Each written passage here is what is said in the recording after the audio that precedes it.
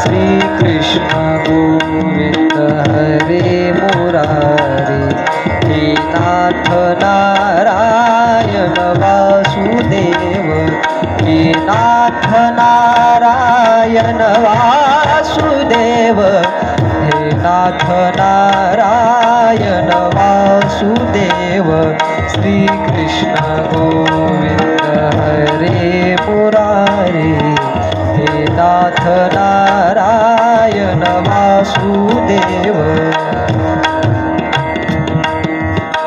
मर्दनम देवकी परमानंदम कृष्णं वंदे जगद्गुरुम। भगवान श्री कृष्ण परमात्मा गोकुळामध्ये वृंदावनामध्ये वेगवेगळे क्रीडा करतात, लीला करतात, काला करतात। वेणुगीत झालं, गोपीगीत झालं। वेणुगीतामध्ये मुरली ती वेणू कोणती आहे, ते गीत कोणतं झालं, थोडा विचार आपण करून आलो। गोपीगीतामध्ये 19 श्लोक आहेत, 19 गोपिका 19 पद्धतीच्या हाका भगवंताला मारतात, त्याचाही थोडासा विचार आपण स्पर्श करून आलो। भगवान श्रीकृष्ण परमात्म्याकडे घेऊन येण्याकरिता, गोकुळाहून मथुरेमध्ये आणण्याकरिता अक्रूराला कंसाने पाठवलं, असा विषय आपला काल चालू आहे। मथुरेतून अक्रूरजी गोकुळामध्ये येत आहेत, भगवंताला घेऊन जाण्याकरता येत आहेत।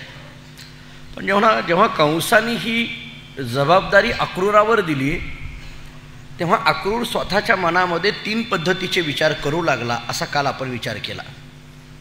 अक्रूरजींनी पहिला विचार असा केला की मी माझ्या जन्मामध्ये कोणतं शुभ कर्म केलं आहे की त्या शुभ कर्माचं पुण्य, त्या पुण्याईचं फळ म्हणजे आज मला भगवंताचं साक्षात दर्शन होणार। एक, माझ्या जीवनामध्ये अशी कोणती दिव्य तपश्चर्या घडली आहे की ज्या तपश्चर्येचं पुण्य आणि त्या पुण्याईचं फळ म्हणजे मला आज गोकुळात जाऊन भगवान श्रीकृष्णाचं साक्षात दर्शन होणार। 2, आणि माझ्या जीवनामध्ये असं मी कोणतं सत्पात्री दान केलं आहे की ज्या दानाच्या पुण्याईचं फळ म्हणून मला आज गोकुळामध्ये जाऊन भगवान श्रीकृष्ण परमात्म्याचं साक्षात दर्शन मिळणार। 3, अशा पद्धतीचा विचार अक्रूर आपल्या अंतःकरणामध्ये करतोय। अक्रूरजी मथुरेतून गोकुळामध्ये कृष्णाला घेऊन जाण्याकरिता निघालेले आहेत किंवा निघाले, असा विचार आपण कालपासून पाहतोय। आपली कथा इथपर्यंत आलेली आहे। अक्रूर जेव्हा हा 3 पद्धतीचा विचार करून येत आहेत आणि आल्यानंतर यमुनेकडे पाहिलं, गोकुळाकडे पाहिलं, नंदाकडे पाहिलं, यशोदेकडे पाहिलं, गोपाळांकडे पाहिलं, गायींकडे पाहिलं, गवळणींकडे पाहिलं, गोवर्धन पर्वताकडे पाहिलं, तिथं असलेल्या सर्व वृक्षांकडे पाहिलं आणि अक्रूर सगळ्यांकरता एकच शब्द वापरतायत, धन्य। हे धन्य आहेत सगळे। यमुना नदी धन्य आहे, तिथं भगवान स्नान करतोय। गोकुळातली माती धन्य आहे, भगवंताचे पाय त्या मातीला लागलेले आहेत। गोकुळातल्या गायी धन्य आहेत, कारण त्या गायीची सेवा भगवान श्रीकृष्ण परमात्मा करतोय। गोकुळामध्ये असणारे गोपाळ धन्य आहेत, कारण त्या गोपाळांना घेऊन भगवंतांनी काला केलाय। गोकुळातल्या गोपिका धन्य आहेत, कारण त्या गोपिकांच्या बरोबर भगवंतांनी रासक्रीडा केली। गोकुळात असलेला तो गोवर्धन नावाचा पर्वत धन्य आहे, कारण त्या पर्वताला आपल्या हाताचा स्पर्श पर्वताला भगवंताचा झालेला आहे। म्हणून भगवंताचा ज्यांना ज्यांना स्पर्श आणि सहवास लाभतो, अक्रूरजी त्या सगळ्यांकरता एकच शब्द वापरतात, हे सगळे धन्य आहेत असा शब्द वापरतात।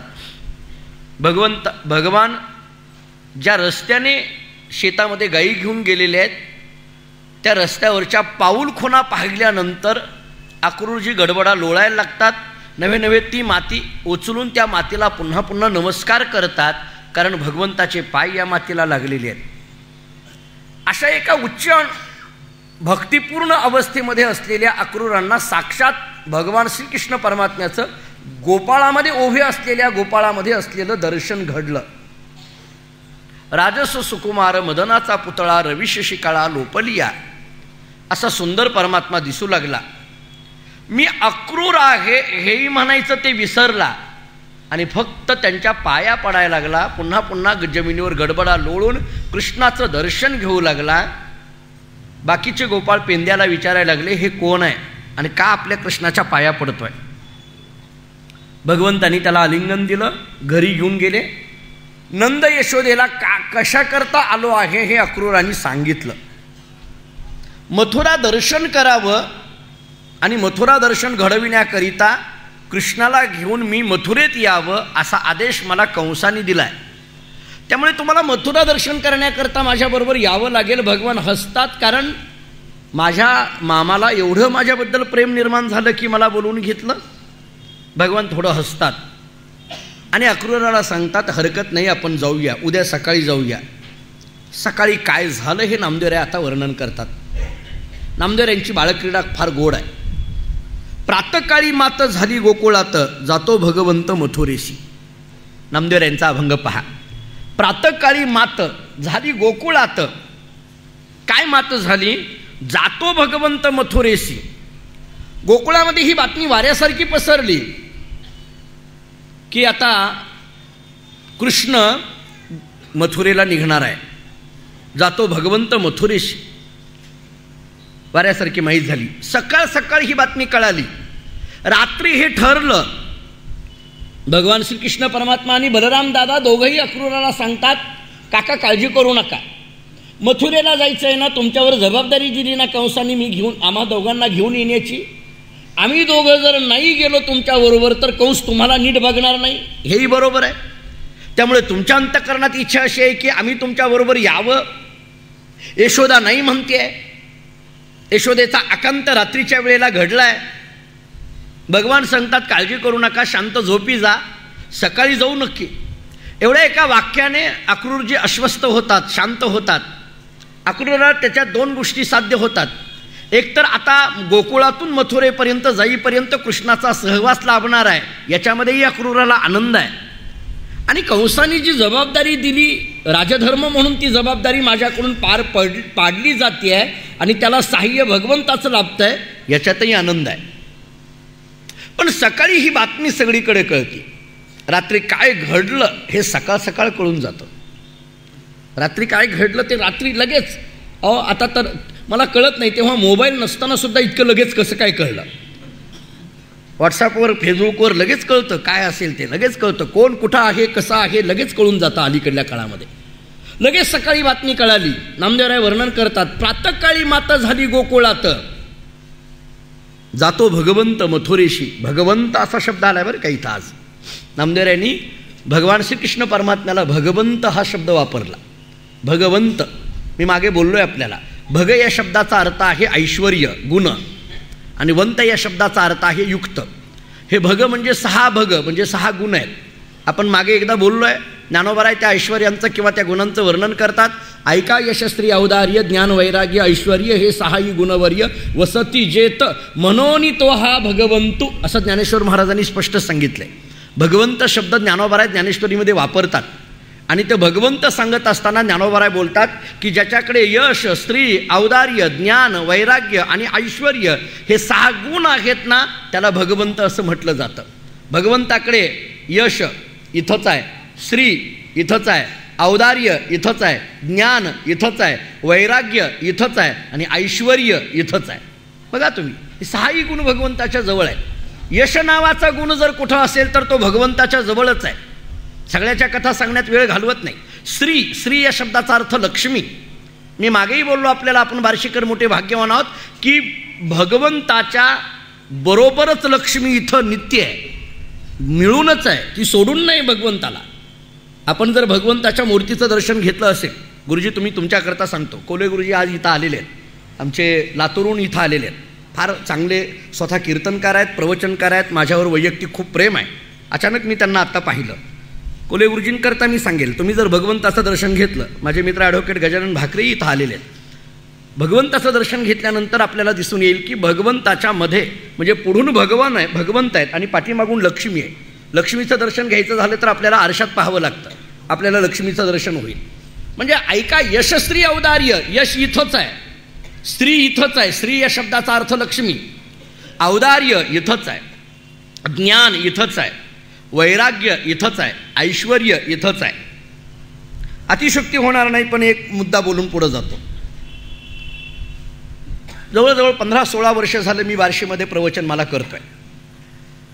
हे करत असताना जवळजवळ बार्शीच्या सर्व भागामध्ये फिरणं होत आहे. सगळ्या भागामध्ये अनेक लोकांशी संपर्क येतो, विविध क्षेत्रातल्या लोकांशी जवळीक येते. आणि म्हणून इथं बघितल्यानंतर आपल्याला असं दिसून येईल, बार्शीकरांकडे बघितल्यानंतर यश नावाचा गुण बार्शीकरांमध्ये दिसून येतो. स्त्री म्हणजे लक्ष्मी, लक्ष्मी खूप आहे बार्शीमध्ये, नाही असं नाही. पैसा प्रचंड आहे, मला नाका दिना तुम्ही, पण प्रचंड आहे एवढं नक्की आहे. म्हणजे मी अजिबात तुमच्या अपेक्षा करत नाही, त्याची काळजी करू नका. म्हणजे असं अंग झाडलं तर लाखो रुपये पडतील गुरुजी आमच्या बार्शीकरांच्या खिशातून. प्रचंड पैसा आहे बार्शीकडे, कुठंही जातो मी अगदी त्याच्यात म्हणजे समाधान आहे, तसं काही नाही असं नाही. बार्शीमध्ये खूप पैसा आहे. जिल्ह्यामध्ये जर बघितलं तर बार्शीमध्ये त्या मानाने खूप पैसा आहे असं माझा तरी अंदाज आहे. म्हणजे माझा अंदाज आहे, माझा खोटा जाणार नाही, कारण मी जिल्हावर फिरलो आहे. तसं बघायला गेलं तर खूप पैसा आहे आमच्या बार्शीमध्ये. यश बार्शीमध्ये आहे, स्त्री म्हणजे लक्ष्मी बार्शीमध्ये आहे. जेवढा पैसा आहे ना इथं बार्शीमध्ये, तितकीच उदारता सुद्धा बार्शीमध्येच आहे, दुसरीकडे तुम्हाला कुठं दिसून येणार नाही. औदार्य नावाचा गुण आमच्या बार्शीकरांकडे दिसून येईल. ज्ञान, वेगवेगळ्या क्षेत्रातलं ज्ञान बार्शीमध्ये दिसून येईल. वेगवेगळ्या क्षेत्रामधली कामं करणारी माणसं बार्शीत दिसून येतील. ऐका, यशस्वी औदार्य ज्ञान इथंच आहे. वैराग्य, त्यागमय जीवन तितकंच आपल्याला दिसून येईल. आणि ऐश्वर्यपूर्ण राहणं तितकंच आपल्याला दिसून येईल. एवढं सगळं बार्शीच्या पदरात का पडलं? कारण हे गुण ज्याच्या जवळ आहे तो भगवंत बार्शीत आहे, म्हणून हे सगळं बार्शीच्या पदरात पडलं. हे सगळं बार्शीकरांच्या पदरामध्ये का पडलं? त्या मानाने बाकींकडे फार कमी आहे, पण बार्शीमध्ये त्या मानाने हे सगळं पडलं. याला कारण हे गुण ज्याच्या ठिकाणी आहेत त्या भगवंताचं वास्तव्य आणि त्या भगवंताचं नित्यदर्शन आम्हा बार्शीकरांना आहे. नित्यदर्शन आहे. हे दर्शन घेतल्याशिवाय आम्ही आमचं ऑफिस उघडत नाही. हे दर्शन घेतल्याशिवाय आम्ही आमच्या दुकानात बसत नाही. हे दर्शन घेतल्याशिवाय आम्ही नोकरीला जातच नाही. हे दर्शन घेतल्याशिवाय आम्ही शेतावर काम करायला जात नाही. आणि म्हणून या भगवंताचं नित्यदर्शन आम्हाला जे घडतं ते भगवंत म्हणजे या सगळ्या गुणांनी युक्त आहे. गोकुळातलं वर्णन करताना नामदेवराय आज भगवान श्रीकृष्ण परमात्म्याला भगवंत असा शब्द वापरत आहेत. प्रातःकाळी मात झाली गोकुळात, जातो भगवंत मथुरेशी असा शब्द वापरलाय. जातो भगवंत, एवढ्या सगळ्या गुणांनी युक्त असलेला भगवान आता मथुरेकडे निघालेला आहे. याच्यातले सगळे गुण गोकुळांच्या आणि मथुराच्या संबंधाने भगवंताकडून कसे दिसून येतात हे आपल्याला दिसून येईल. मी सगळे गुण तुम्हाला कृष्णचरित्रामध्ये दाखवेन. यश नावाचा गुण आपल्याला कृष्णचरित्रामध्ये दिसायला लागतो. कितीतरी यश आपल्याला दिसून येतं. अनेकदा बघण्यासारखं आहे. केशी नावाचा दैत्य भगवंतानी मारला ना, कृष्णाने मारला. यश ही आहे ना, बकासुराला मारलं, अघरासुराला मारलं, धेनुकासुराला मारलं, वत्सासुराला मारलं, कितीतरी पुतना मावशीला मारलं, महाबळ भट्टाची फजिती केली. या सगळ्यांच्या दृष्टीने विचार केला तर यश नावाचा गुण कृष्णाच्या ठिकाणी दिसून येतोय. स्त्री म्हणजे लक्ष्मी, आपण कालच ऐकून आलो की लक्ष्मी व्रजभूमीमध्ये मातीच्या रूपाने राहिली, कारण तिला भगवंताच्या चरणाची माती व्हायचं आहे, चरण लागावे याच्याकरता माती रूपाने लक्ष्मी राहिली. औदार्य, भगवान तेवढाच औदार्यपूर्ण अशा पद्धतीचं आहे. म्हणजे जे दही दूध चोरलं ते एकट्याने खाल्लं नाही, सगळ्याला दिलं, हेही औदार्यच आहे. चोरून सगळ्याला देणं याच्यासारखं औदार्य तर काय कशात आहे म्हणायचं. हे औदार्य भगवंताकडे आपल्याला दिसून येतं. ज्ञान, ज्ञान म्हणून म्हणायचं असेल तर ते स्वरूपभूत ज्ञान अनेकांना प्राप्त करून देण्याचं काम भगवंतांनी आपल्याला केलेलं असलेलं दिसून येतं. ज्ञान, वैराग्य आपल्याला आता दिसून येणार आहे आणि ऐश्वर्य आता दिसून येणार आहे. भगवंताकडे किती वैराग्य आहे हे वैराग्य आता आपल्याला दिसून येईल. ऐका आता, प्रातःकाळी मात झाली गोकुळात, जातो भगवंत मथुरेशी. बातमी कळाली सगळ्या गोकुळाला, भगवान निघणार आहेत, मथुरेला जाणार आहेत. ही बातमी कळाल्याबरोबर काय झालं नामदेवराय फार गोड वर्णन करतात. गवळणीचा मेळा मिळाला सकळ. सगळ्या गवळणी एकमेकाच्या जवळ आल्या, सगळ्याकडल्या, या गल्लीतल्या त्या गल्लीतल्या सगळ्या गवळणी गोळा झाल्या, एकमेकीच्या जवळ आल्या आणि एकमेकीच्या कानामध्ये सांगायला लागल्या, का ग तुला कळालं का, तुला कळालं का, तुला कळालं का. काय, अगं मथुरेला निघाला म्हणे कृष्ण, तुला कळाली का ही बातमी, तुला समजलं का, मला आत्ताच समजलं, नक्की आहे का हे, खरं आहे का हे, का खरं का खोटं करायचं, नेमकं कसं आहे, एकमेकाला विचारायला लागल्या. पिटी ती कपाळा आपुल्या हाते. तेवढ्यामध्ये नंदबाबाच्या घरामध्ये काम करणारी एक मुख्य गवळण सकाळ सकाळ बाहेर येते.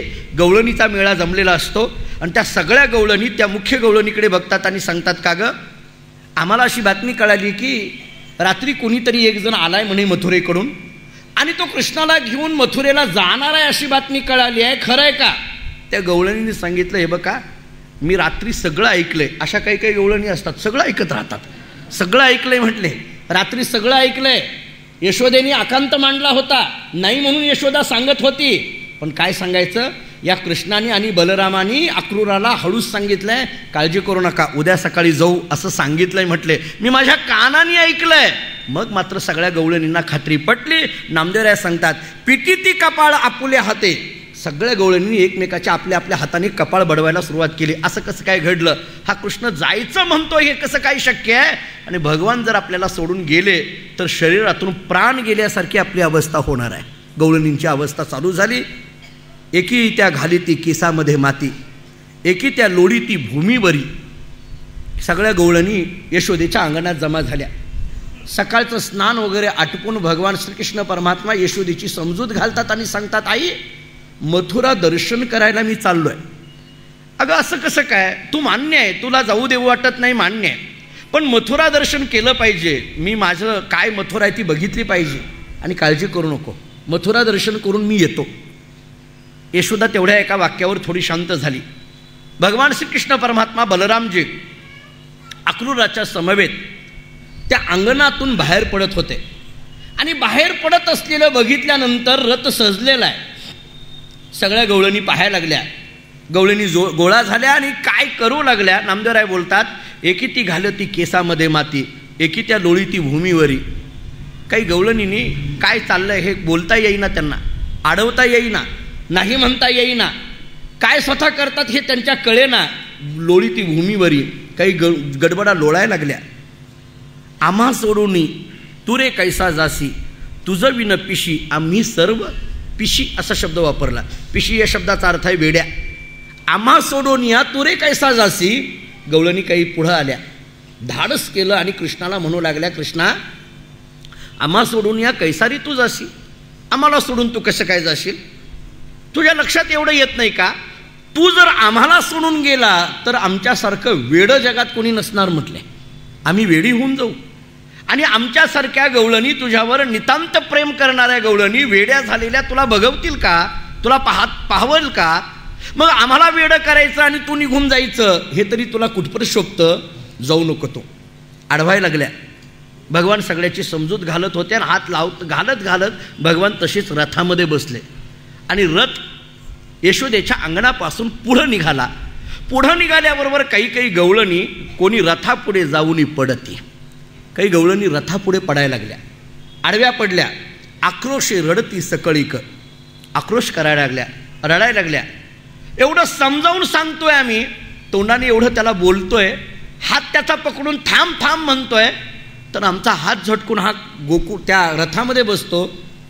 काही गवळणींनी विचार केला, ज्या रथात बसून हा जाणार आहे ना, तर रथच अडवू म्हटले आपण. म्हणून गवळणी अशा रथाला आडव्या पडल्या, मोठमोठ्याने रडायला लागल्या. काही गवळणी रथ पुढे जाईना, अक्रूराला कळेना काय करायचं. काही गवळणी रथापुढे पडल्या आणि काही गवळणी रथाच्या कडेने उभ्या होत्या. कडेने उभ्या असलेल्या गवळणी काय म्हणायला लागल्या, नामदेवराय फार गोड वर्णन करतात. त्या गवळणी म्हणायला लागल्या, अरे अक्रूरा, अक्रूर नव्हे बाई, मोठा असे तू क्रूर. तुझं नाव काय सांगायला लागलास रे तू? अक्रूर. तुझं नाव चुकीचं आहे. हे अक्रूर तुझं नाव नाही, तुझं नाव खरं तर क्रूर आहे. बाजूला काढून टाक म्हटले. तुझं नाव खरं क्रूर आहे. अरे अशा पद्धतीचा आमच्यासारख्या गोपिकांवर मनावर आघात करून कृष्णाला घेऊन जाण्यासारखं क्रूर कर्म तू करतोयस, म्हणजे तुला अक्रूर म्हणता येणार नाही. तुझं नाव खरं क्रूर आहे. नामी निरंतर क्रिया असे. तुझं नाव जरी अक्रूर ठेवलेलं असलं तरी अक्रूरासारखा तू नाही, तू खरा क्रूर आहे. अशा त्या गवळणी बोलायला लागल्या. काही रडतायत, काही बोलायला लागलेल्या आहेत. नामदेवराय वर्णन करतात, काहींनी बोटं मोडायला सुरुवात केली. असं असतं ना काही काही. बघा तुम्ही रागाला गेले गेले काय बाया शिव्या देतील सांगता येत नाही. तुम्ही एकदा घालून बघा रागाला त्यांना, मग शिव्या ऐकून घ्या आणि मला सांगा कसं आहे ते. काय बोलतील सांगता येत नाही. गवळणी सगळ्या जमा झालेल्या, अंतःकरणातली तीव्रता वाढलेली, रडारडी सुरू झालेली. गवळणींना हा वियोग सहन होत नव्हता. भगवान आपल्यापासून डोळ्यापासून जाणं हा वियोग गवळणींना सहन होत नाही. काही गवळणी विचार करतात, आपण मोठ्याने बोलतोय तरी हा क्रूर थांबत नाही, कृष्ण थांबत नाही. रथ अडवलाय, तरी कृष्ण रथातून उतरायला तयार नाही. अक्रूरला दूषणं दिली की तुझं नाव क्रूर आहे असं म्हटलं तरी सुद्धा अक्रूर असं म्हणायला तयार नाही. ठीक आहे ठीक आहे, घेऊन जात नाही असं म्हणायला तयार नाही. काय करावं? काही एकदम ज्येष्ठ असलेल्या गवळणी पुढं आल्या आणि अक्रूरा म्हणायला लागल्या, अक्रूरा आम्ही तुला एक मागणं मागतो म्हटले, आम्ही पदर पसरतो. अक्रूरा आम्ही पसरितो पदर, नेहू नको श्रीधर मथुरेसी. गवळणी पदर पसरायला लागल्या. भगवान श्रीकृष्ण परमात्म्याकडे बघत बघत अक्रूराला म्हणायला लागल्या, अक्रूरा आम्ही पदर पसरतो, तुझ्यापुढे भीक मागतो. खरं तर सांगू का, भगवान श्रीकृष्णाचं दर्शन जेव्हापासून आम्हाला घडलंय तेव्हापासून भीक मागायचा विषय आमचा संपलाय. आम्ही कधीही कुणाला भीक मागितली नाही, कधी कुणाला मागितलं नाही. का? कारण कमीच काही पडलं नाही तर मागायचा विषयच येत नव्हता म्हटले. आत्तापर्यंत आम्हाला कमी कधी काही पडलं नाही. मागणं हे कधी घडतं? जेव्हा काहीतरी कमी पडलं तर घडतं. पण ज्याच्यामुळे आज आम्ही आमचं सगळं गोकुळ हे खऱ्या अर्थाचं नंदनवन झालेलं होतं, तो कृष्ण आज निघून चालला. आम्ही तुझ्या पुढे पदर पसरतो. आमच्या पदरामध्ये तू काय टाक, सोनं नको, चांदी नको, हिरे नको, काही नको. आमच्या पदरामध्ये टाकायचं आहे ना तर ते एवढंच टाक. अक्रूरा आम्ही पसरितो पदर, नेऊ नको श्रीधर मथुरेसी. या श्रीधराला, या कृष्णाला मथुरेला घेऊन जाऊ नको. हा सगळा शोक चाललाय, रडारडी चालली आहे. सगळे मोठमोठ्याने आलाप प्रलाप चालू आहे. भगवान सगळ्याकडे बघत होते. स्थितप्रज्ञासारखं भगवंताचं उभा राहणं होतं. एवढे सगळे रडतानाही भगवान परमात्मा बरं ठीक आहे नाही म्हणून खाली उतरत नाही. वैराग्य नावाचा गुण जो सांगायचा आहे तो मला इथं सांगायचा आहे. वैराग्य या शब्दाचा अर्थ काय सांगितला जातो? इहलोकापासून परलोकापर्यंत मानलेल्या अनुकूल भोगाच्या त्यागाच्या इच्छेस वैराग्य असे म्हणतात. वैराग्य म्हणजे त्याग. आपल्यावर प्रेम करणाऱ्या लोकांचा त्याग करणं, ममत्वामध्ये न अडकणं हे कसं असावं हे कृष्णचरित्रातून शिकावं. ममत्वामध्ये अडकत नाहीत भगवान, माझेपणामध्ये अडकत नाहीत. इतकं मोठमोठ्याने आकांत या सगळ्या गोपिका करतात तरी भगवान परमात्मा त्याच्याकरता द्रवीभूत व्हायला तयार नाहीत. कारण भगवान विचार करतात, मी जर द्रवीभूत झालो, मी जर यांच्यामध्ये अडकलो तर मला जे पुढं जाऊन कार्य करायचं आहे ते कार्य होणार नाही. माणूस ममत्वामध्ये अडकला की पुढलं कार्य होत नसतं. हा त्यातून इतिहास भगवंताला सांगायचा आहे. भगवान त्याच्यात अडकायला तयार नाहीत. वैराग्य भगवंताकडे दिसून येतं. मी नेहमी विनोदाने सांगत असतो, वैताग वेगळा आणि वैराग्य वेगळं बरं का. लोक वैतागून पंढरपूरला जातात, लगेच कळतात आम्हाला, नाही असं नाही. वैतागलेले लगेच दिसून येतात. पण वैराग्यवान सगळ्याचा त्याग करून निघणं, भगवंताकडे पहा. भगवान सगळ्याचा त्याग करतायत, निघत आहेत. रडारडी चाललो आहे, मोठ्याने आक्रोश चालला आहे. भगवंतांनी याच्यामध्ये अक्रूराला एक आदेश केला. नामा म्हणे शोक न वर्णवे आता, झाला तो हाकिता रथ त्वरे. भगवंतांनी सांगितलं अक्रूराला, अक्रूरा आता थांबायू नका. त्या स्त्रियांच्या गडबडाखाली लोळायला लागलेल्या आहेत ना, आता यांच्याकडून जरा बाजूनी वाट काढा. दुसरीकडे निघाला तर तिथेही आडव्या यायला लागल्या. काय करावं कळेना. भगवंतांनी वर बसून फक्त या सगळ्यांकरता एक शब्द वापरला, रडू नका मी येतो एवढाच शब्द वापरला. मी येईन एवढाच शब्द वापरला. मी येईन एवढ्या एका शब्दाने थोड्या गोपिका बाजूला झाल्या आणि गोपिका बाजूला झालेल्या बघितल्याबरोबर भगवंतांनी अक्रूराला सांगितलं, अक्रूरा आता थांबू नका, काका लवकर रथ काढा म्हटले.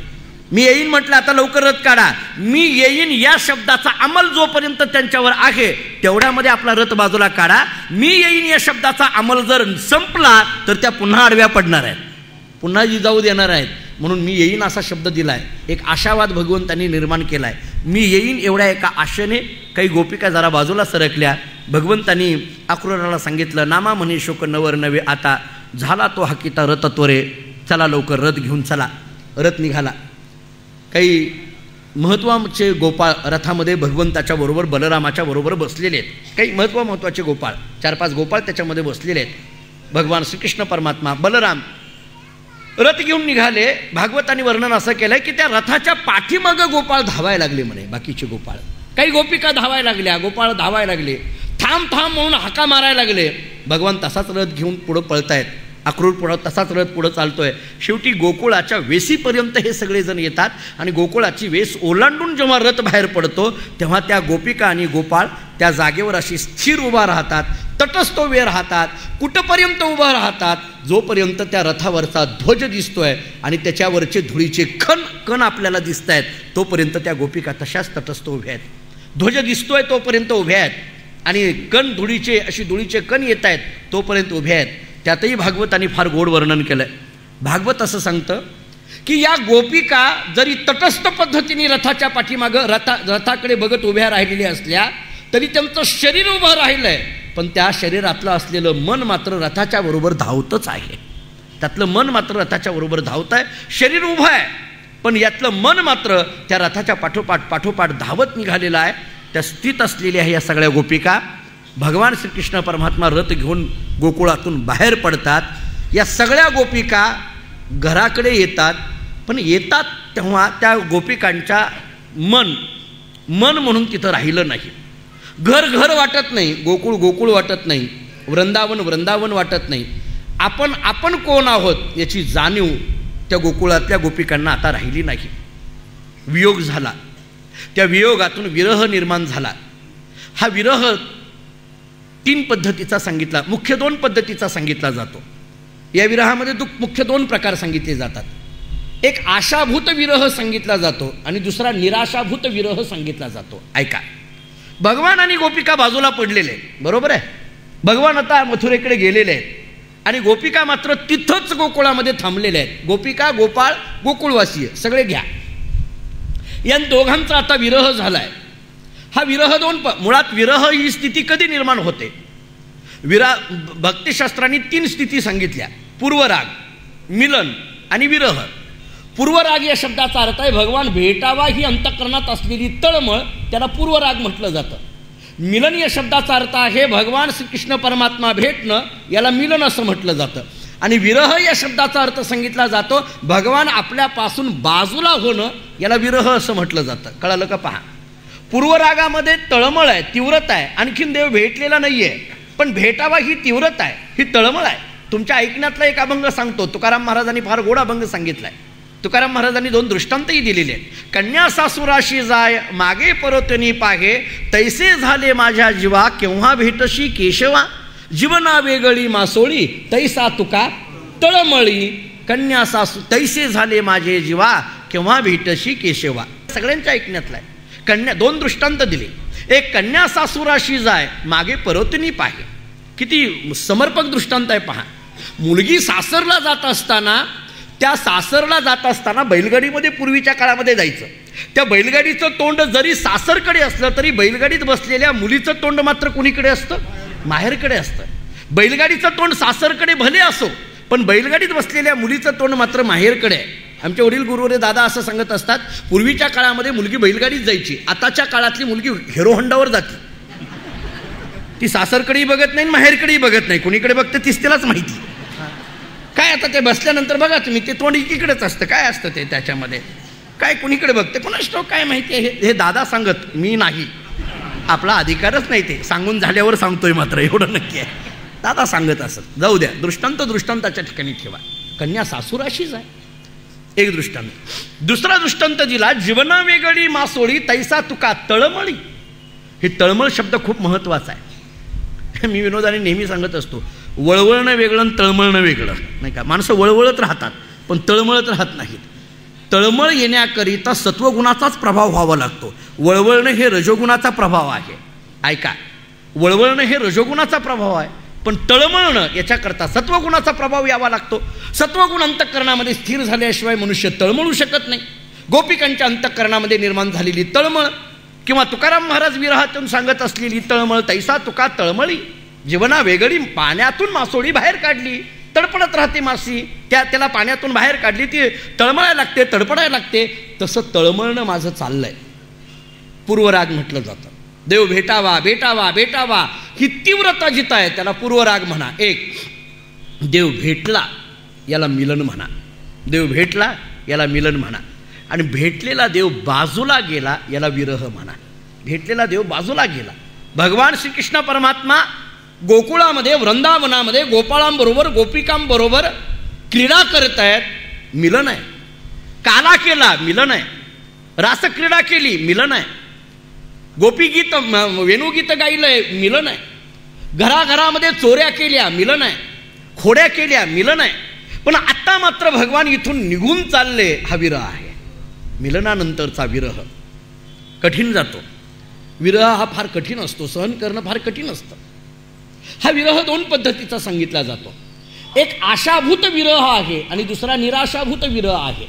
म्हणजे काय, ज्या विरहामध्ये काहीतरी आशा आहे की नंतर मला भेटेल त्याला आशाभूत विरह म्हणायचा, आणि ज्या विरहामध्ये भेटेल ही आशा शिल्लक नाही त्याला निराशाभूत विरह असं म्हटलं जातं. भेटेल ही आशा घेऊन निर्माण झालेला विरह आणि भेटणार नाही अशी निराशा घेऊन निर्माण झालेला विरह. आणखीन याच्यात सूक्ष्मता सांगू, आशाभूत विरह हा सुखाला कारणीभूत असतो आणि निराशाभूत विरह हा दुःखाला कारणीभूत असतो. कळते का बघा, कारण आशाभूत विरहामध्ये भेटेल ही आशा आहे, भेटेल ही आशा आहे आणि तेवढ्या एका आशेवर माणूस जगतो, तेवढ्या एका आशेवर माणूस जगतो. मुळात माणसाला जगण्याकरता सगळ्यात मोठी जर असेल तर ती आशा आहे. जगद्गुरु श्री शंकराचार्य सांगतात, नित्याशा मृतपिंडम. माणसाची आशा मरेपर्यंत सुटत नाही, फक्त ती आशा कोणती धरावी हा मात्र मुद्दा आहे. भगवत प्राप्तीची आशा आणि सांसारिक पदार्थाच्या प्राप्तीची आशा ही दोन्ही गोष्टी आशा सांगितल्या जातात. या दोन्ही गोष्टी आसक्ती सांगितल्या जातात. पण या आसक्तीमध्ये असं चिंतन केलं जातं, मला भागवतातला श्लोक आता आठवत नाही, परंतु भागवताने असं सांगितलंय, खरं तर आसक्ती ही माणसाला बंधनात टाकते आणि आसक्ती ही माणसाला बंधनातून काढते. दोन्ही गोष्टी आहे का, आसक्ती ही माणसाला बंधनातही टाकते आणि आसक्ती ही माणसाला बंधनातून काढतेही. याचं वर्णन करताना असं सांगितलंय, प्रापंचिक वस्तूची निर्माण झालेली आसक्ती माणसाला बंधनात टाकते आणि संत चरणाच्या सेवेची आसक्ती ही माणसाला बंधनातून बाहेर काढते. बंधनातून बाहेर काढण्याला कारण सुद्धा आसक्तीच आहे. संतांच्या चरणाच्या सेवेची आसक्ती जर माणसाला असेल, संत चरण सेवेची आशा जर माणसाला असेल तर तीच आशा माणसाला याच्यातून बाहेर काढणारी आहे. पण प्रापंचिक वस्तूची जर आशा असेल तर ती आशा मात्र माणसाला बांधणारी आहे. आणखीन एके ठिकाणी असं वर्णन केलं जातं, खरं तर आशा अशी गमतीची आहे, माणसाच्या अंतःकरणात निर्माण झालेली आशा अशी गमतीची आहे. काय आहे, आशेने बांधलेला माणूस धावत राहतो. बरोबर आहे, आशेने बांधलेला माणूस धावत राहतो. खरं बघायला गेलं बांधलेला माणूस धावणं हे शक्य आहे का? बांधलेला माणूस धावणं हे शक्य आहे? एकाला दोरीने बांधलं धावणं शक्य आहे का? दोरीने बांधलं धावणं शक्य नाही.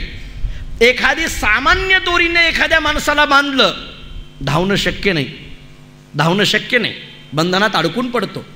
पण आशा नावाची दोरी अशी आहे की ती माणसाला बांधली की त्याचं धावणं सुरू होतं. आशा नावाची दोरी अशी आहे की ती माणसाला बांधली गेली की त्याचं धावणं सुरू होतं. हे झाल्यानंतर ते झाल्यानंतर हे झाल्यानंतर आता मिळेल, मग मिळेल, पुन्हा मिळेल, याच्यानंतर मिळेल, मरेपर्यंत हे चालूच असतं, सुटत नाही. काही लोक, मी तर अनेकदा बोललो, काही लोक तर आम्ही जर म्हटलं का हो काय तुम्ही दिसला नाही काही नाही, महाराज तुम्हाला सांगतो, एकदा पोराचं लग्न झालं मोकळाच, आम्हाला म्हणतात ती मोकळा हो महाराज, तुम्ही कुठेही सांगा तुमच्या मागं आम्ही आहे.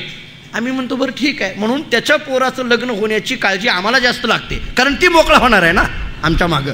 मग आम्ही जिथं जाईल तिथं सांगतो एक मुलगा आहे बरं का, चांगला आहे, नोकरदार आहे, बघा मुलगी भेटते का. मग आम्ही धडपड करून त्याच्या मुलाचं लग्न जमवतो. कशा करता? ती मोकळा व्हावा म्हणून.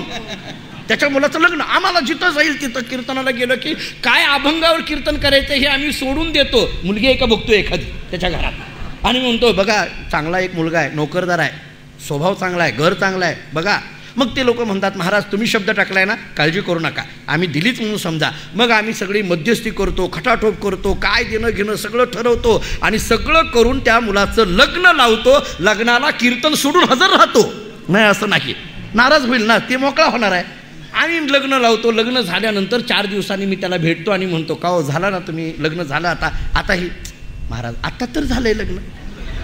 त्याला काय कळतंय मला सांगा बरं, नवीनच आहे ती, काय त्याला जमणार आहे तुम्हाला तर माहीत आहे की नाही, काय पोराला कळणार आहे. जरा त्याला समजावून सांगतो, नवीन संसार आहे, त्याला जरा हातभार लावतो, थोडं त्याच्याकडे लक्ष देतो. उगी एक थोडा दिवस जाऊ द्या, मी आलोच, वारी चालू करायची आहे ना, महिना आलोच, काळजी करू नका. आम्ही थोडे दिवस जाऊ देतो आणि पुन्हा त्याला फोन करतो. कसं काय महाराज, हे बघा सगळं चांगलं चाललंय, एकदा नातवाचं तोंड बघितलं ना रिकामाच. परत आम्हालाच म्हणतो आशीर्वाद द्या त्याला, जरा मुलगा होईल म्हणून आशीर्वाद द्या नातवाला, असं नातू म्हणून. आम्ही तेही करतो, नाही असं नाही, दे रे बाबा आशीर्वाद त्याला म्हणतो. झालं 2-2.5 वर्षानंतर त्याला मुलगा होतो, त्या म्हणजे याला नातू होतो. नातू झाल्यानंतर मग आम्हाला बातमी लगेच येते, आम्ही लगेच त्याच्या बारशाला जातो, आवर्जून जातो. का? मोकळा होणार आहे आम्ही म्हणून त्याच्याकरता जातो आणि मग म्हणतो अरे वा वा, मग तुम्हाला नातू झाला, कसं काय, आनंदात चाललंय, सगळं आनंदात चाललंय. मग झालं ना, आता तरी चला महाराज, थोडं तरी नातवाचं सुख घेऊ द्या, थोडं तरी. तुम्हाला महाराज खरं सांगू का, दुधापेक्षा दुधावरची साय महत्वाची. कुठून काढतात उदाहरणं सुद्धा अशी शोधून कोणाला ठाऊक. कधी न येणारा भगवंताला साईला घेऊन भगवंताला येतो साय आली की भगवंताला हजर. नातवाला घेऊन जरा जायला पाहिजे, मंदिरात फिरायला पाहिजे, लोकांना दाखवलं पाहिजे, बरं ती नातवाला खेळवलं पाहिजे, त्याचा आनंद काही वेगळाच असतो. महाराज जरा थोडं सुख घेऊ द्या. आम्ही म्हणतो बरं बाबा तेही होऊ दे. त्याचं नातवाचं काय असेल ते वर्षभर होतं, त्याचा वाढदिवस होतो त्याच्या नातवाचा, त्याला आम्ही आवर्जून जातो. का? मोकळा होणार आहे म्हणून आम्ही त्याच्याकरता जातो. त्याला म्हणतो कसं काय चाललंय, काय बरं झालं ना आता तरी. महाराज सगळं चाललंय, पण काय झालंय नेमकं जरा व्यापारात घोटाळा व्हायला लागला, ह्याला जमेन आहे एकट्याला, थोडं आणखी याला हातभार लावतो, थोडंसं जरा व्यवस्थित पद्धतीने चालवतो, जरा थोडंसं. आम्ही म्हणतो बरं ठीक आहे, आणखीन 1 वर्षभर थांबतो आणि त्याकडे जातो. मग कसं काय झालंय ना आता, सगळं लग्न झालं मुलाचं, नातू झाला, सगळं झालंय ना आता. काय सांगू महाराज, काय व्हायला लागले कोणाच ठाऊक बघा. पण लग्न होऊन याला 5 वर्षे झाली, आता दोघात भांडणंच व्हायला लागली. कसे होतात कोणाच ठाऊक, मलाही कळत नाही. दोघात भांडणंच व्हायला लागली. बऱ्याचदा आम्ही विनोदाने सांगत असतो, पहिलं वर्ष असं असतं की नवरा जसं सांगतो तसं बायको ऐकते, त्याला म्हणायचं लग्नाचं पहिलं वर्ष. दुसरं वर्ष जरा बदल होतो, बायको जसं सांगते तसा नवरा ऐकतो, त्याला म्हणायचं लग्नाचं दुसरं वर्ष. आणि तिसरं वर्ष या दोघांची भांडणं शेजारी ऐकतात, त्याला म्हणायचं तिसरं वर्ष. का भांडणं सुरू होतात कोणाच ठाऊक नवरा बायकोमध्ये. आणि ह्या दोघांचं जमीन आहे, जरा आम्ही थांबलं पाहिजे, जरा बुजुर्ग माणूस आहे, घरातला वडीलधारी माणूस आहे, जरा थांबलं पाहिजे म्हणून आम्ही जरा थांबतो. आणि असं करता करता करता करता करता एक वेळ अशी येते की तो मुलगा याला बघायला तयार नाही, सून याला बघायला तयार नाही, याची अर्धांगिनी कधीच निघून गेलेली असते, एकटा पडतो, काही याची शरीर याला साथ देत नाही. आणि मग आम्हाला म्हणतो आहे का कुठं आश्रम, आम्हाला विचारायला लागतो. परिस्थिती काय येते, एक काळ काय येतो, त्यामुळे परमार्थ करण्याचं वय काय असतं. अशा माणसाला सुटत नाही, मरेपर्यंत अशा माणसाला धावायला लावते. आशा नित्य आशा मृतपिंडम आचार्य सांगतात आम्हाला, मरेपर्यंत ही धावायला लावणारी आशा आहे. विरहामध्ये सुद्धा या 2 पद्धतीचा विचार केला जातो. एक आशेने युक्त असलेला विरह आहे आणि दुसरा निराशेने युक्त असलेला विरह आहे. भगवान गोकुळ सोडून निघून गेलेले आहेत. सगळ्या गोकुळामध्ये एक प्रकारची अवकळा आलेली आहे. गोकुळ सगळं उदास झालेलं आहे. अगदी साध्या भाषेत बोलायचं झालं तर ज्याला आपण भकास म्हणतो, अशी गोकुळाची स्थिती आहे. पाहावंसं सुद्धा वाटत नाहीये गोकुळाकडे. अशा या गोकुळामध्ये कोण कुणाला बोलतंय, काय बोलतंय काही कळत नाही. गोपिका अन्न वर्ज केलेलं आहे, पाणी वर्ज केलेलं आहे, स्वस्थितीमध्ये राहायला तयार नाही आहेत. फक्त एक विरहामध्ये आशा मात्र लागलेली आहे, कधीतरी येईल एवढ्या आशेने त्यांचं जगणं आहे. एव्हाना त्या गेल्याच असत्या, पण भगवंताचा एक शब्द मात्र त्यांच्या सगळ्याला कारणीभूत ठरला, मी येईन. एवढ्या एका शब्दावर त्या जगलेल्या आहेत. या आशाभूत विरहामध्ये भक्तिशास्त्राने 10 अवस्था सांगितल्या. आशाभूत विरहामध्ये उज्ज्वल नीलमणी नावाचा एक ग्रंथ आहे उत्तरेमध्ये. त्या ग्रंथामध्ये या 10 अवस्था सांगितल्या जातात. चिंतात्र जागरोद्वेगो तानवम मलिनांगतः प्रलापो व्याधिरुन्मादः मोहमृत्यू दशादशः, अशा 10 अवस्था सांगितल्या. याच्यात ती पहिली अवस्था सांगितली चिंता, दुसरी अवस्था सांगितली जागरण, तिसरी अवस्था सांगितली उद्वेग, चौथी अवस्था सांगितली तानवम, 5वी अवस्था सांगितली मलिनांगता, 6वी अवस्था सांगितली प्रलापो, 7वी अवस्था सांगितली व्याधी, 8वी अवस्था सांगितली उन्माद, 9वी अवस्था सांगितली मोह आणि 10वी अवस्था सांगितली मृत्यू किंवा मृत्यू सदृश्य परिस्थिती. असा दोन्ही अर्थ घ्या, मृत्यू किंवा मृत्यू सदृश्य परिस्थिती, किंवा इथला मृत्यू शब्द मूर्छा या अर्थाने घ्या. आशाभूत विरहामध्ये मूर्छा आणि निराशाभूत विरहामध्ये मृत्यू असा अर्थ घ्या. ह्या ज्या 10 अवस्था सांगितल्या त्या 10 अवस्थेंचा विस्तार फार गोड आहे. भगवान गोकुळातून निघून गेल्यापासून या सगळ्या गोपिका ज्या विरहामध्ये व्याकुळ होऊन भगवंताच्या संबंधाने चिंतन करतात, त्या चिंतनाच्या या 10 अवस्था सांगितल्या जातात. या गोकुळातल्या गोपिकांना चिंता लागून पडली आहे, चिंता लागते आहे, विरहामध्ये चिंता आहे. मुळात चिंता हा शब्द परवाही आपण बोलून आलो. चिंता चिता समाख्याता बिंदू मात्रेनं विशेषतः सजीवम दहते चिंता निर्जीवम दहते चिता. चिंता लागली आहे. कोणती चिंता? प्रापंचिक चिंता वेगळी आणि पारमार्थिक चिंता वेगळी. ऐका, तुकाराम महाराजांचा एक नाटातला अभंग फार गोड आहे. कै मी उद्धार पावे, कै कृपा करील नारायण, ऐसे सांगा तुम्ही संत जन करा समाधान चित्त माझे, ऐसी चिंता करी सदा सर्व काळ, रात्रंदिवस हेची तळमळ. महाराजांची भाषा आहे. कै मी उद्धार पावेल, कै कृपा करील नारायण, ऐसे सांगा तुम्ही संत जन करा समाधान चित्त माझे. माझा कधी उद्धार होईल, ही सुद्धा एक चिंतेचीच अवस्था आहे. गोकुळामध्ये सुद्धा एक चिंताच आहे. पडिले दूरदेशी मज आठवे मानसी, नको नको हा वियोग वियोग कष्ट होता ती जीवासी, दिन तैसी रजनी झाली ओ माय, अवस्था लावून गेला अजूनही का नये. गवळणींनी बोलायला सुरुवात केली.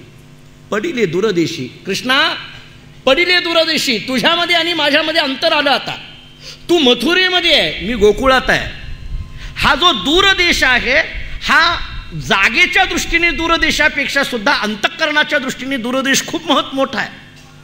तुझ्यामध्ये आणि माझ्यामध्ये अंतर जागेचं किती आहे याच्यापेक्षा सुद्धा तू मला सोडून गेला, मला तुझं आता मुखदर्शन पाहायला मिळत नाही. पडिले दूरदेशी मज आठवे मानसी, मला आठवायला लागलंय मानसी, मला आठवायला लागलं सगळं जुनं. नको नको हा वियोग कष्ट होता ती जीवासी. कृष्णा काही कर, पण हा वियोग नको रे. या वियोगामध्ये प्रचंड कष्ट होतात. दिन तैसी रजनी झाली ओ माय. दिन तैशी रजनी, दिन म्हणजे दिवस आणि रजनी म्हणजे रात्र. दिवस आणि रात्र हे दोन्ही एक झाल्यासारखं वाटायला लागलंय. अवस्था लावून गेला अजूनही का नये, अशी माझी अवस्था करून गेला, अजूनही का नये, काय येत नाहीये. म्हणून चिंतेने व्याकुळ झालेली ही गोपिका, चिंता लागलेली आहे, चिंता तूर झालेली आहे. विराहामधली पहिली अवस्था चिंता. चिंता जिथं असते तिथं जागरण असतं. चिंता अत्र जागृत देव. माणसाला चिंता असली की झोप लागत नाही. गोपिका झोपत नाही आहेत. तुम्हाला बोलू म्हणजे पुढं आपल्याला येईल किंवा 2 दिवसात वेळ मिळेल मला नाही, पण पुढे एक प्रकरण असं आहे की भगवान श्रीकृष्ण परमात्म्यांनी उद्धवाला गोपिकांची सांत्वन करण्याकरता पाठवलेलं आहे. असं एक प्रकरण आहे. आता वेळेअभावी सांगणं होईल न होईल मला माहीत नाही, पण उद्धव जेव्हा येतोय ना, तर उद्धवाचा निरोप घेऊन येईपर्यंत एकही गोपिका झोपलेली नाही आहे म्हणे, असं वर्णन केलं जातं. त्याच्यातही आणखीन भाव काही खूप चांगले काढलेले आहेत. जागरण वाढलं आहे.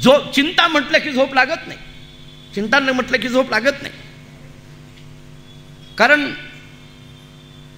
या चिंतेने चिंतातूर झाल्यामुळे ज्या अंतःकरणामध्ये झोप या शब्दाचा अर्थ आहे अंतःकरण अज्ञानात विलीन होणं, त्याला म्हणायचं झोप. म्हणजे झोपीची व्याख्या सांगितली जाते. अंतःकरण अज्ञानामध्ये विलीन होणं त्याला झोप असं म्हटलं जातं.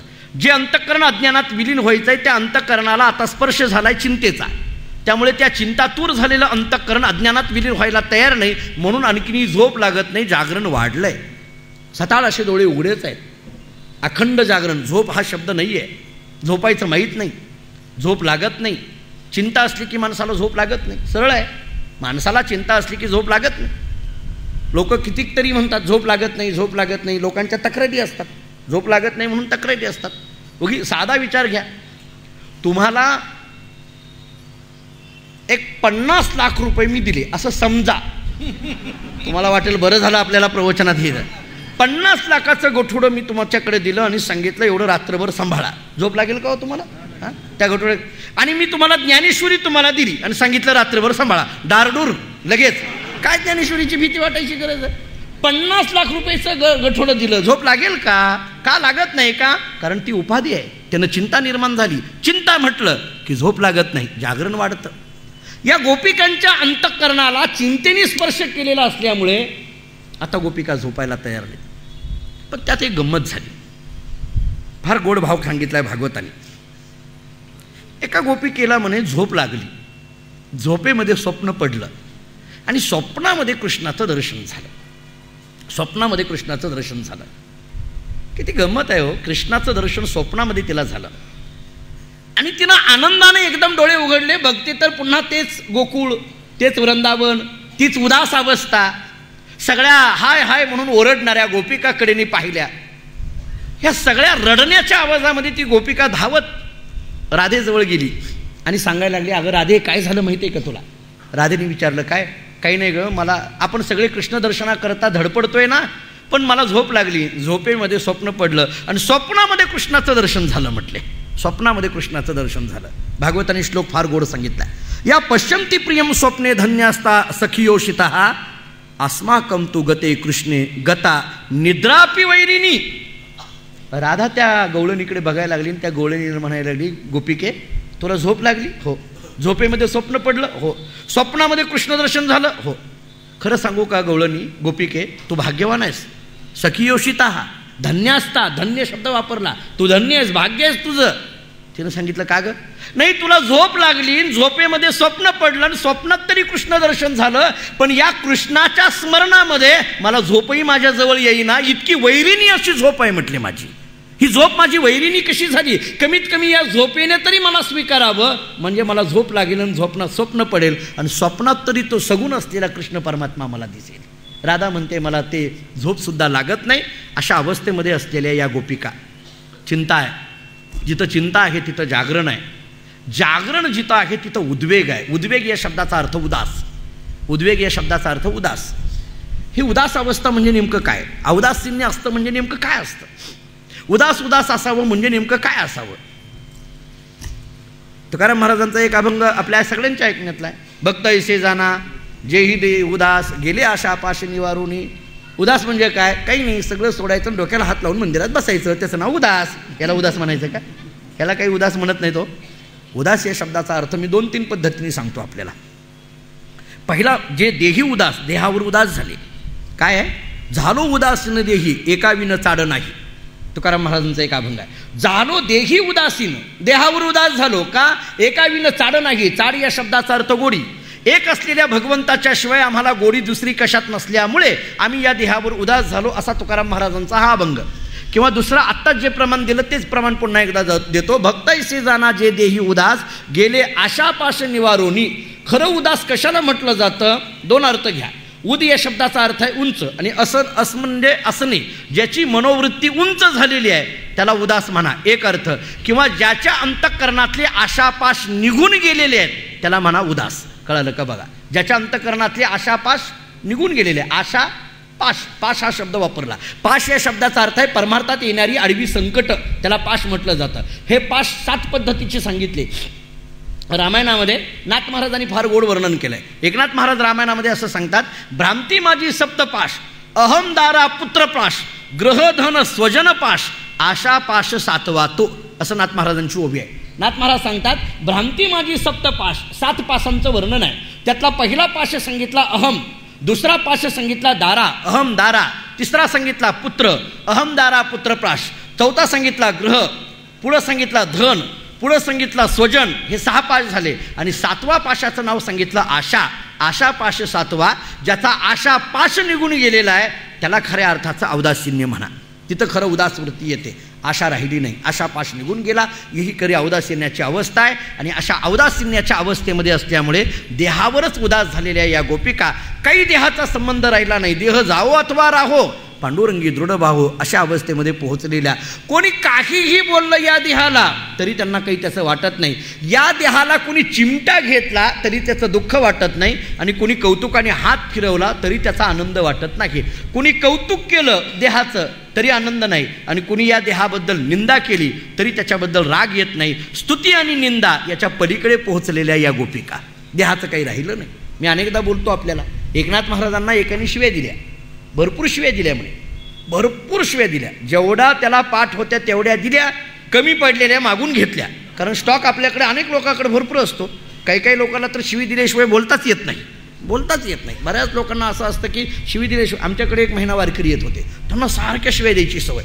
मग ते सगळ्या वारकऱ्यांनी तक्रारी केल्या, नाही शिव्या फार देतात. मग मी काय केलं, संध्याकाळी दशमीला मिटिंग घेतली सगळ्यांची. त्यांना बरोबर घेतलं आणि त्यांना म्हटलं, माझी एक विनंती आहे तुम्हाला, आजपासून एक शपथ खायची. ते म्हटले, कशाची? मी म्हटलं, आजपासून शिवी द्यायची नाही, एवढी शपथ खायची. माझं एवढं ऐका. तो माझ्यावर श्रद्धा होती. तो म्हटला, हो नक्की, पण शिवी द्यायची नाही ही शपथ खाताना एक त्यानं शिवी दिली आणि मग शपथ खाल्ली. मी म्हटलं, तुमच्याच्यानं काही होण्यासारखं नाही. काही काही लोकांना बोलतात, त्याच्याशिवाय बोलताच येत नाही महाराज. काही काही लोकांचा सवय पडलेलं असतं, पडिले वळण इंद्रिया सकळ अपशब्द बोलणं हा त्याचा स्वभावच बनलेला असतो. कोणी एकाने भरपूर अपशब्द बोलला, भरपूर शिव्या दिल्या. नाथ महाराज शांत. शेवटी शिव्या देणारा कंटाळा आणि नाथ महाराजांना म्हणायला लागला, हो नाथ महाराज, मी एवढ्या शिव्या दिल्या, एवढे अपशब्द बोललो, तुम्ही एकतरी शिवी मला माघारी द्या ना. एकनाथ महाराजांनी सांगितलं, तू आत्तापर्यंत जे दिलं ते मी घेतलंच नाही, तर तुला काय म्हणून द्या? तुला काय म्हणून द्या? तू दिलं ते मी घेतलं नाही, मी तुला कधी देणं पडतो? तुझ्याकडून घेतलं असेल तर देहाचा औदासीन्य याला म्हणा. गोपिका या औदासीन्य अवस्थेला पोहोचलेल्या काही नाही. तानवम चौथी अवस्था सांगितली. चिंतेने युक्त झालेल्या गोपिका, जागरण वाढलेल्या गोपिका, उदास वृत्तीमध्ये आलेल्या गोपिका. तानवम या शब्दाचा अर्थ आहे कृशता. कृशता निर्माण झालेल्या गोपिका. का? कारण अन्न वर्ज्य केलेलं आहे, पाणी वर्ज्य केलेलं आहे.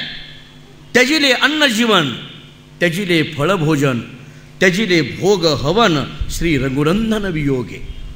नाथ महाराजांनी रामायणामध्ये एक ओवी दिलेली आहे. त्याच ओवीचा भावार्थ इथं पाहायला हरकत नाही.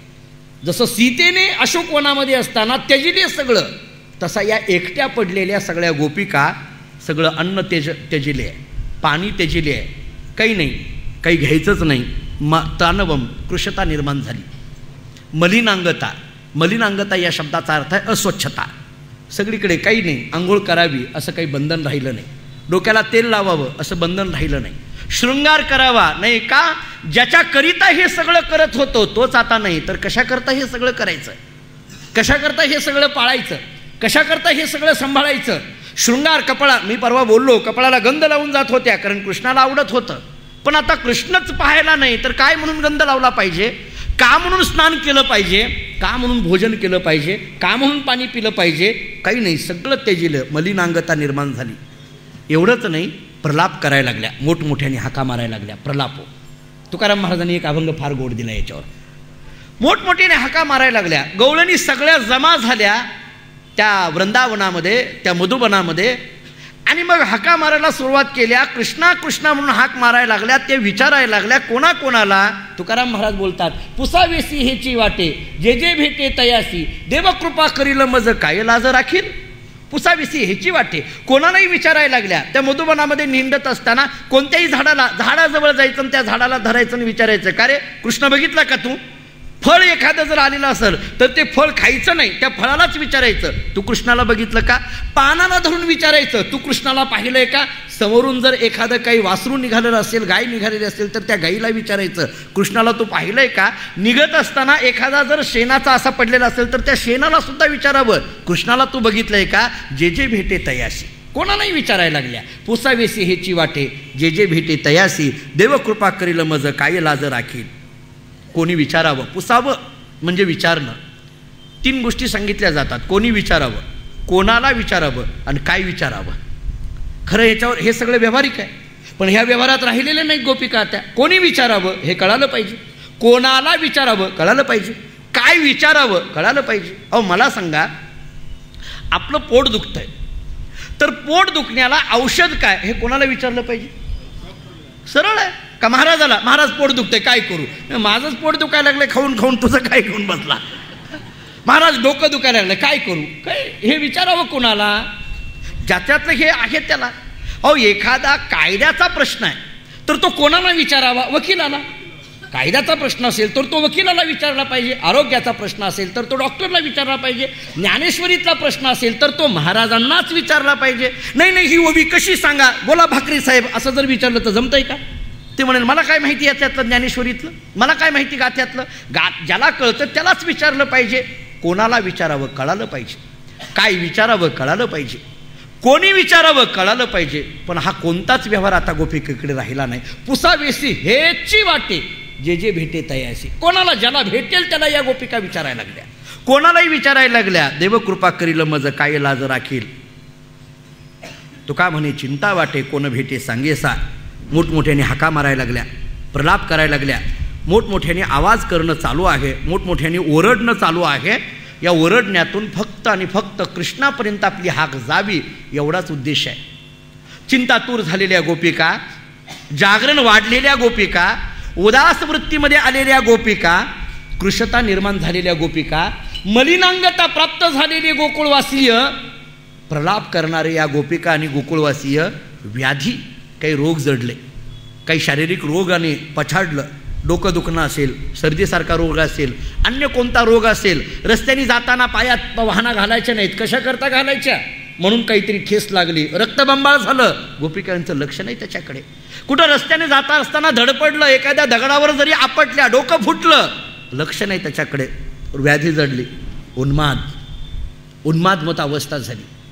काही काही गोपिकांनी काय केलं, कुणीतरी एक त्या गोपिकेतली पुतना व्हायचं आणि त्या पुतनेला मारणारा कुणीतरी एकीने कृष्ण व्हायचं. एक कृष्ण झाली, एक पुतना झाली. एकीकडे कुणी केशी नावाचा दैत्य झाला, एक कृष्ण झाली. एकीकडे बकासूर झाला, एक कृष्ण झाली. अशा गोपिका त्या सगळ्या लीला आठवून त्या गोवणी सगळ्या लीला करायला लागल्या. मोह, ममत्व निर्माण झालं. मृत्यू, मोह किंवा मूर्छा किंवा मृत्यू असा दोन्ही अर्थ घ्या, मृत्यू सदृश्य परिस्थिती निर्माण झाली. त्या गवळणी अशा अकांत मांडायला लागलेल्या होत्या. त्या गवळणींची परिस्थिती, त्या गोकुळाची परिस्थिती अशी झाली, भागवतांनी फार गोड वर्णन केलंय.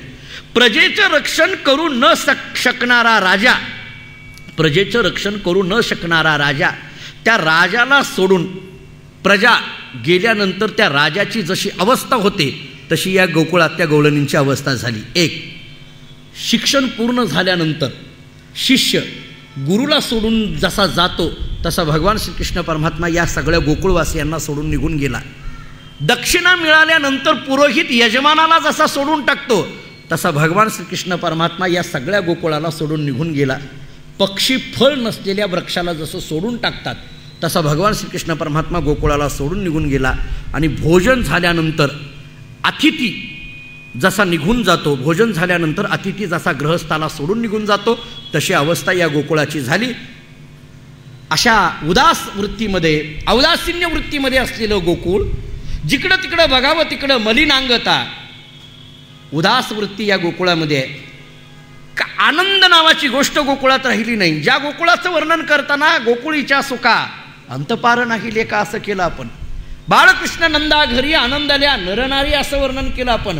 गुडिया तोरणे करती कथा गाती गाणे असं वर्णन आपण केलं. त्या गोकुळामध्ये आता गुढी दिसायला नाही. त्या गोकुळामध्ये फक्त आणि फक्त रडण्याचा आवाज येतोय आणि फक्त अश्रूचे पाट वाहायला लागलेले आहेत असं वर्णन केलं जातं. असं याच्या पुढं असं बोललं जातं की नंद यशोदा मैया भगवान श्रीकृष्ण परमात्मा गेल्यापासून जी रडायला सुरुवात करते आहे ते नंदबाबाच्या घरापासून यमुनेपर्यंत जणू काही तिच्या डोळ्यातल्या पाण्याचा एक ओढाच तयार झाला आहे असं वर्णन केलं जातं. असलं सगळं गोकुळातलं वातावरण. भगवान मागं बघत नाहीत, पण एकदा निघून गेले भगवान मागं बघत नाहीत. वैराग्यवान असलेले भगवान पुढं जातात. त्या अक्रूराबरोबर निघत असताना यमुनेच्या काठावर आले. या अक्रूराच्या मनामध्ये एक भीती आहे. काय भीती आहे की मी या कृष्णाला घेऊन निघालो खरं मथुरेमध्ये, कंसाने मला मथुरा दर्शन करण्याकरता म्हणून आणलं खरं, पण मथुरा दर्शन करण्याच्या निमित्ताने या कृष्णाला घेऊन आलो. जर कंसाने काही घातपात केला तर ते कसं व्हायचं, माझं दैवत जर असं घातपातामध्ये गेलं तर काय होणार, अशी भीती कोणाला आहे, अक्रूराला. अक्रूर असा भीतोय. भीती कधी निर्माण होते ऐका. भय या शब्दाचा अर्थ काय एकनाथ महाराजांनी भागवतामध्ये व्याख्या केली आहे. बळी मिळवणी समस्त आप्त विषयो विभांडू पाहत तेने कासा विस होय चित्त भय निश्चित या नाव भागवतातली ओवी आहे. बळी मिळवणी समस्त आप्त विषयो विभांडू पाहत तेने कासावीस होय चित्त. चित्ताची झालेली कासावीसपणा जी अवस्था आहे ना त्याला भय म्हटलं जातं. भय निर्माण होण्याची 3 कारणं ऐका. स्वभिन्नता, प्रबलता आणि घातकता. स्वभिन्नता, आपल्यापासून भिन्न जी आहे त्याच्याबद्दल भय निर्माण होत असतं. आपल्यापासून भिन्न असून ते जर घातक असेल तर भय निर्माण होतं, आणि आपल्यापासून भिन्न असून ते घातक असून जर प्रबल असेल तर आपल्याला त्याच्यापासून भय निर्माण होतं. ही स्वभिन्नता, घातकता आणि प्रबलता ही भीतीला कारणीभूत असते. अक्रूराच्या मनामध्ये हे भय निर्माण झालंय. अक्रूर यमुनेच्या काठावर आल्यानंतर रथ सोडतो, स्नान करून येतो. म्हणून कृष्ण आणि बलरामाला सांगतो की मी नदीला जाऊन स्नान करून येतो. आणि स्नान करण्याकरता म्हणून अक्रूर पाण्यामध्ये अशी बुडी मारतो. भगवान विचार करतात याच्यावर कृपा केली पाहिजे, याची भीती घालवली पाहिजे, म्हणून स्नान करण्याकरता असं अक्रूराने बुडी मारल्याबरोबर असे पाण्यात डोळे उघडल्याबरोबर त्याला कृष्ण आणि बलरामाचं दर्शन घडायला लागतं. पाण्यामध्ये कृष्णाचं दर्शन घडायला लागतं. पाण्यामध्ये कृष्णाचं दर्शन झाल्याबरोबर अक्रूराला वाटतं अरे कृष्ण तर रथामध्ये होता, तो पाण्यात कसा काय आला, म्हणून एकदम आपण रथात आहे का, रथातलाच इकडं आला का काय बघण्याकरता एकदम पाण्यातून बाहेर येतो आणि रथाकडे बघतो तर रथातही कृष्ण दिसायला लागतो. रथात कृष्ण दिसायला लागल्यानंतर तो विचार करतो अरे मग पाण्यात कोण होतं, म्हणून पुन्हा बुडी मारतो तर पाण्यातही कृष्ण दिसायला लागतो. पाण्यातही कृष्ण, रथातही कृष्ण, जिकडं बघेल तिकडं कृष्ण दिसायला लागला. आणि मग मात्र अक्रूराला वाटायला लागलं की आता भ्यायचं काम नाही, कारण आपण जरी गेलो तरी हा जो कृष्ण आहे तो कृष्ण म्हणजे सामान्य नाही, तो परमात्मा आहे, व्यापक आहे, आणि व्यापकाला मारण्याचं सामर्थ्य कंसामध्ये कधीच नाही. ती भीती निघून गेली. भगवंतांनी ती भीती घालवली आणि भीती निघून गेलेला अक्रूर रथामध्ये बसला, भगवंताला घेऊन मथुरेमध्ये आला. मथुरेमध्ये पोहोच झाला. संध्याकाळ झालेली होती. मथुरेमध्ये पोहोच झाला, संध्याकाळ झाली होती. अक्रूराने सांगितलं कृष्ण आणि बलरामाला, दोघांना हात जोडले सांगितलं माझं घर इथं अलीकडे आहे, अगोदर माझ्या घरी जाऊ, मुक्काम करू आणि मग आपण मथुरा दर्शन करण्याकरता जाऊ. भगवंतांनी सांगितलं अक्रूराला नाही, तुझ्या घरी मी नंतर येईल, कारण मला जे कार्य साधायचं आहे अक्रूरा, मी मथुरेमध्ये ज्या कार्याकरता आलेलो आहे ते सगळ्यात महत्त्वाचं मुख्य कार्य म्हणजे कंसाचा वध आहे.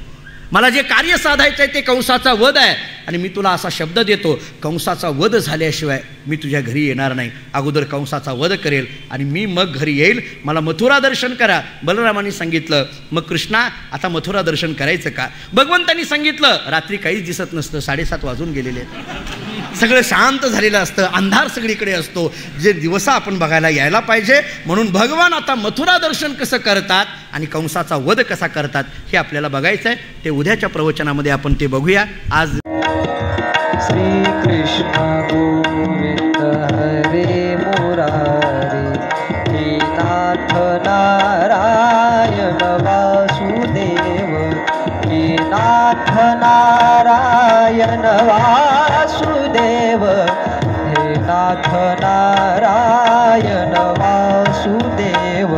श्री कृष्ण गोविंद हरे मुरारी, हे नाथ नारायण